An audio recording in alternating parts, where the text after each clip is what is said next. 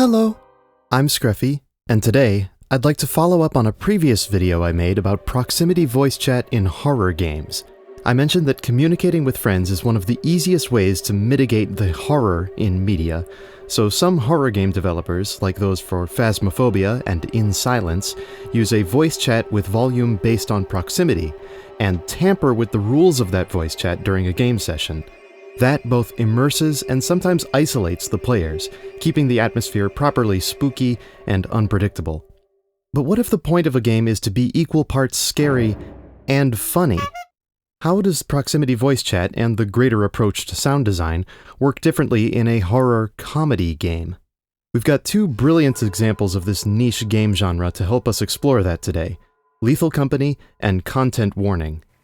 In Lethal Company, a group of hazmat-clad employees delve into procedurally generated, labyrinthine, abandoned moon bases to collect scrap for a sinisterly opaque company, while avoiding ubiquitous deadly monsters and hazards.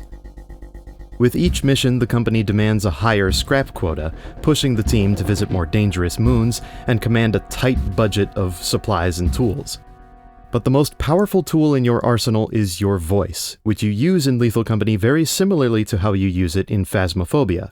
You can only hear other players, and they can only hear you across a certain distance, and your volume attenuates the further you get.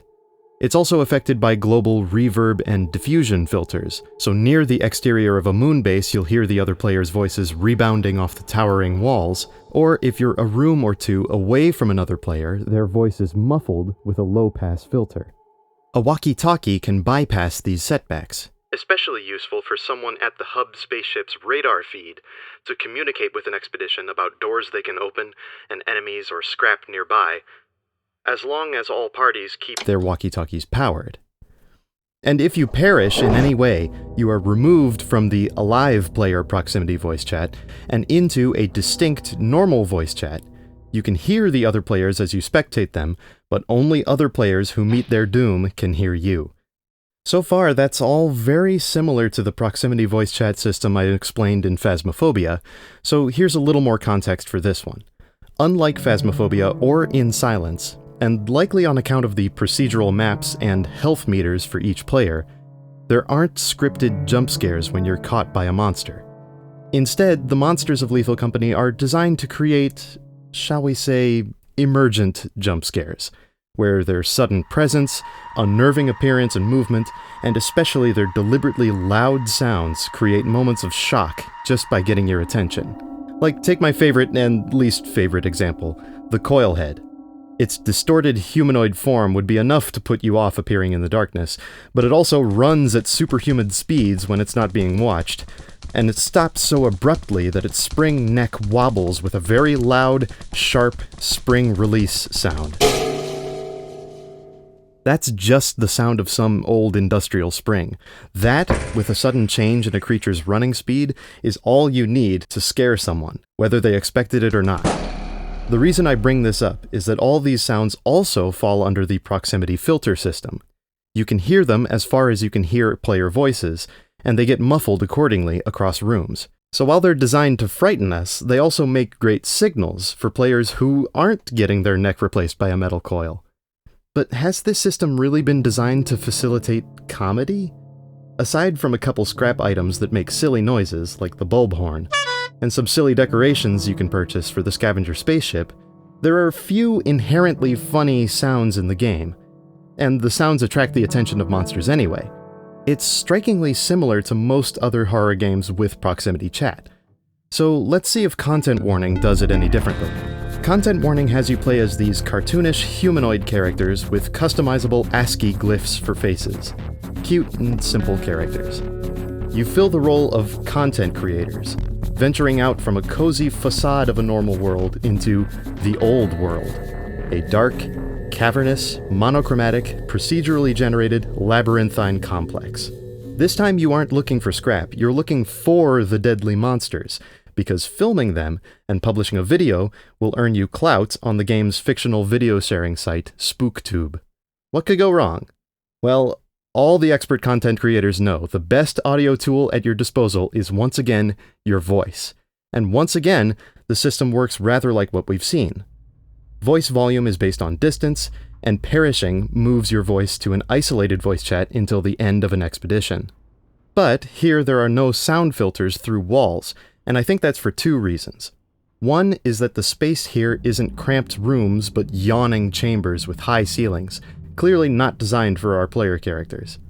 And two is that you're often going to stay together anyway, even if you pick up the reporter-style microphones that function like Lethal Company's walkie-talkies. And that's because there's an extra VIP member of this proximity voice chat, the camera used to film the expedition. Like, just take a moment to appreciate that this object is a separate audio listener from any other player, and it records voices, sound effects, and visuals from its own perspective and renders them down to a single composition that the game can not only play back on SpookTube, but save to your real-life computer as a lightweight video file. All that while up to 4 players are synchronized in a generated world instance. That's impressive stuff. But that aside, the stuff this camera is capturing is not directly designed to make you laugh. The nightmarish monsters in this world don't offer any silly sounds, and if any of them catch you, you can't interact with other players. It's fascinating to me that this is just how one would design a serious horror game sound and voice chat. So why is it funny when these games do it? Well, because the comedy comes from something else, a setting and gameplay that encourage funny interactions on proximity voice chat. Characters in these games are cartoonishly designed and pushed to fill roles that are obviously dangerous for them. Cogs in a monstrous corporate entity that only communicates to them through automated recordings, or content creators capitalizing on putting themselves in mortal danger. Both situations are inherently making fun of the player character's circumstances, so players already have material for something to joke about. You know, you could lean right into the role, complaining about a non-safety compliant workspace as you're getting chased by circuit bees in Lethal Company, or putting on a YouTuber voice to thank and plug a video sponsor as you just barely escape a monster in Content Warning. The best parodies know to play their parts straight and avoid winking at the audience, because comedy will emerge from the situations that emerge. So that's exactly what the sound design and voice chat in these games do. Play it as though it were all horror, so that you can find the humor in it. Now, there's laughing at the folly of the characters and their situation, but there's also just plain laughing at the folly of your friends. These yawning corridors with enemies that pop up and give chase mean that you'll hear your friends screaming often, and after the fact, it's funny to reflect on that momentary panic and suspension of disbelief. Content Warning lets you literally rewatch it from a different perspective thanks to the camera. Lethal Company in particular adds an element of potential comedy by folly by making friendly fire possible, accidental or otherwise. Content Warning doesn't feature physical friendly fire, but there's certainly potential social friendly fire through the camera holder subjugating the fear or even the demise of other players, for the content. It's certainly a comedy that can test the tensile strength of your friendships, but those person-to-person funny bits are the parts of these games you'll remember the most. And it would not function at all without a horror-grade voice chat, serious, unnerving sound design, and most of all, multiple players communicating with each other. Like, try playing either of these games as a single player, no one to interact with. They become very different games. Not in a bad way, mind you. You just might not laugh as much. I hope you enjoyed this little analysis of these horror comedy games, and I hope more games of this type come along that experiment with the roles players fill, the ways they interact, and the dramatic irony that ties the experience together.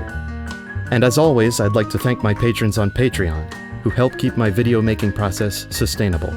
If you'd like to support my work directly and get perks like your credit here, seeing videos early, a vote on what music I arrange, and more behind-the-scenes content, you can visit my Patreon link in this video's description. And with that, I'm Scruffy, and thank you very much for watching.